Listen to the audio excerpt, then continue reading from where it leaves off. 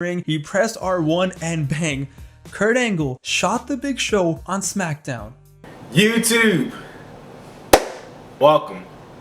Today, we bringing Kurt with the Perc to the table.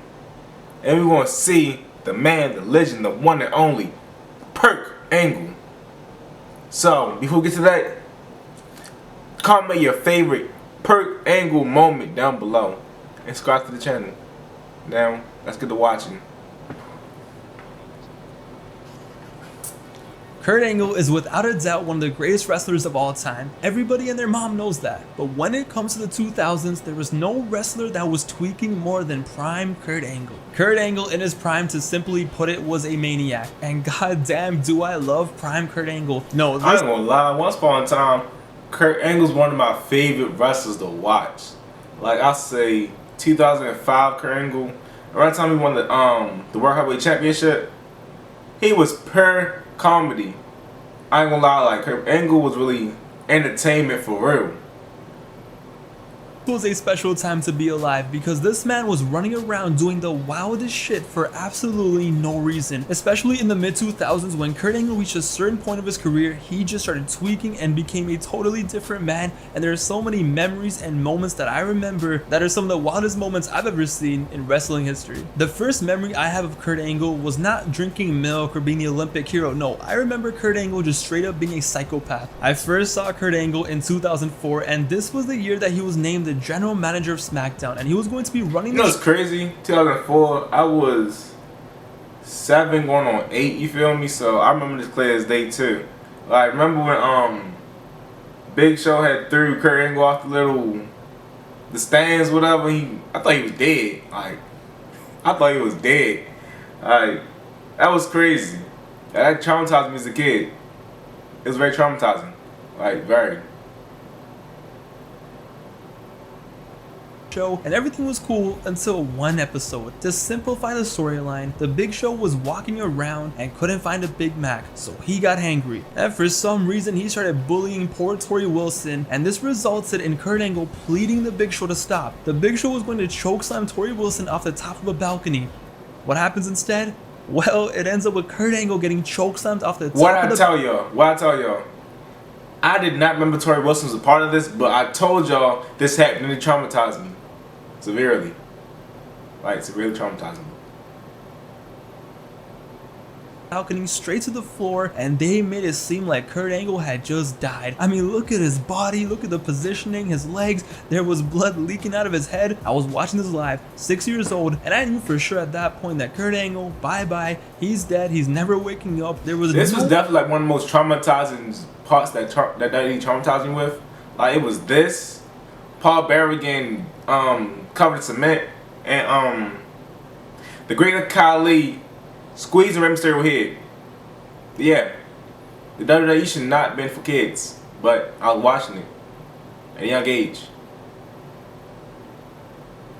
No way he was ever gonna wake up after this. Fam, just look at this. Even the way he was laying there, it looks like one of those crime scene chalk outlines. Now, I knew for sure he was dead.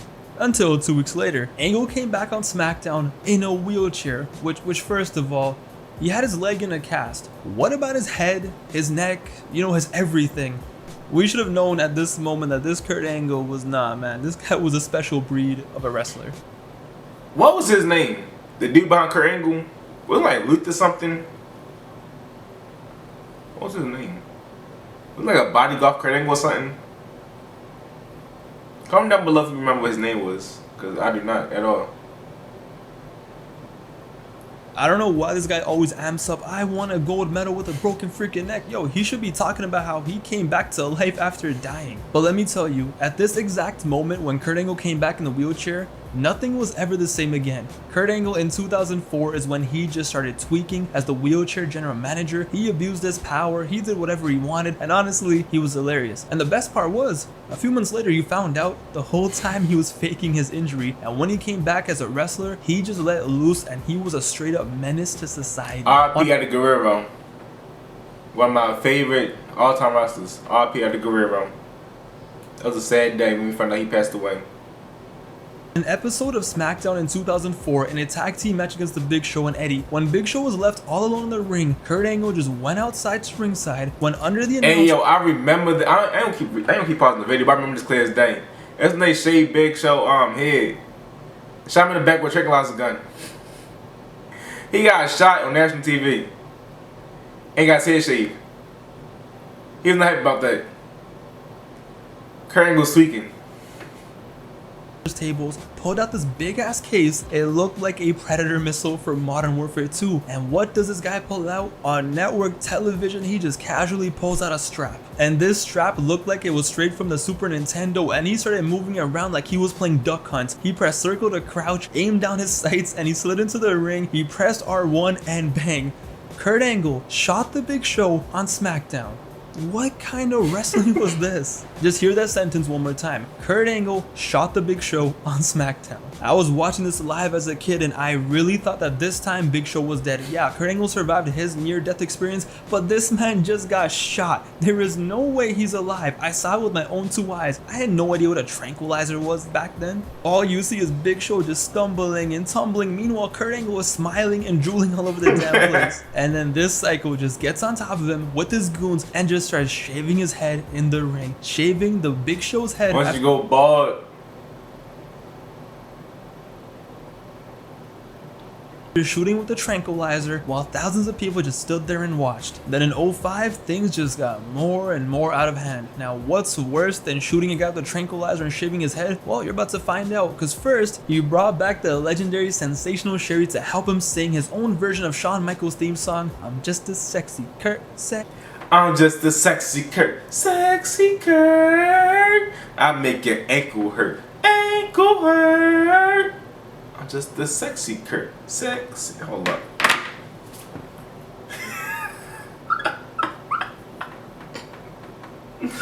Hey yo, ain't no way, boy. I'll make your ankle hurt. Sexy Kurt. I'll make your ankle hurt. Alright, that's cool. You know, respect. Amazing song, Kurt Angle. I love it. My pose is better than Shawn Michaels and Kurt Angle's put together, honestly. Platinum. And then he just puts the 47-year-old woman in an ankle lock for no reason. But nothing was as wild as what this man wanted to do with Shawn. Booker T, I want to have sex with your wife. Kurt Angle's wilding outside. No. He found himself in a feud with Booker T, and it was just a normal wrestling feud until he started walking around stalking Booker T's wife. And then one day in an interview, just flat out says this. I want to have sex with your wife. Bestiality sex. Yo, I'm telling you, straight up menace to society. And of course, what does he end up doing? In a match with Booker T, he's beating up Booker T in the ring, and he just runs away in the middle. Booker T went for anything in the WWE, bro. He went to any storyline and worked that. Like, yo, ain't no way in hell. I shouldn't have said that. Ain't no way I'm gonna let my wife be part of this kind of storyline with Kurt Angle. Like, y'all is tripping. Of the match, runs backstage, goes to Booker T's locker room, opens the door, stares at the camera with his creepy ass smile, and he just does his thing. Look at his face. Look at what is wrong with him? This is not a normal human being. Kurt Angle, 1 month was having a 5-star classic at WrestleMania with Shawn Michaels. The next month, he was doing this. As 2005 went on, the Maniac just kept tweaking. He moved to Raw, he wilded out there. I forgot about Eugene. I surely did. Forgot about Eugene. I'll never forget this random ass woo-off with Ric Flair. Woo! I did it better. He beat Cena, and it was cool. You know, for the past year and a half, Angle was just having fun. I mean, I guess if you want to call this fun, I don't know. But little did we know, in mid-2005 was when the legend of Perc Angle was being born. Now you might say, WrestlinGifs, what exactly is Perc Angle? And Perc Angle was when Kurt Angle, after his countless injuries, was so addicted to painkillers that they gave him superpowers, and he became a superhero. Perc Angle was the original Avenger. If y'all ain't know, he was the original Avenger. He's Captain America, honestly. Now listen, it might sound like I'm glorifying drug use, I'm not, okay? But when Kurt Angle became Perc Angle, he became such a beast and he started doing shit that did not make any sense whatsoever. By mid 2005, Kurt Angle said himself if you can take that many extra pills, bro, and you still alive, it proves you was the original Avenger, bro. Ain't no way. Ain't no way you alive, bro. Ain't no way. Perc Angle was a menace. he was taking 65 extra strength vitamin pills a day at the height of his addiction problem. And could you really blame him? Okay, he had broken necks, broken this, broken that. He needed the painkillers to survive. By 2006, Perc Angle was in full effect and the legend began. And what made Perc Angle so insane was, even though everything personally for him was going downhill, but somehow in the ring, this guy was in his prime. And that's why Perc Angle is this mythical figure. In 06, once he became the wrestling machine and put that mouth guard in his mouth, it was over, it was done. Hey. He became... There go Terry Funk. You know who he is. There go Terry Funk. a superhero. But like I said, this was not good for him. This was obviously the worst thing he could possibly do. So what happens? He gets released from the WWE. In his prime, at what seemed like it was going to be the peak of his career, Kurt Angle was let go from the WWE. But Perc Angle, man, he was not going to stop wrestling. No.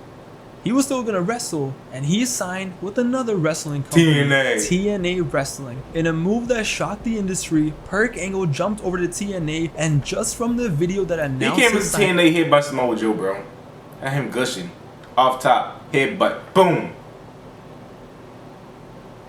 You just knew that this man was going to go mental. Yeah!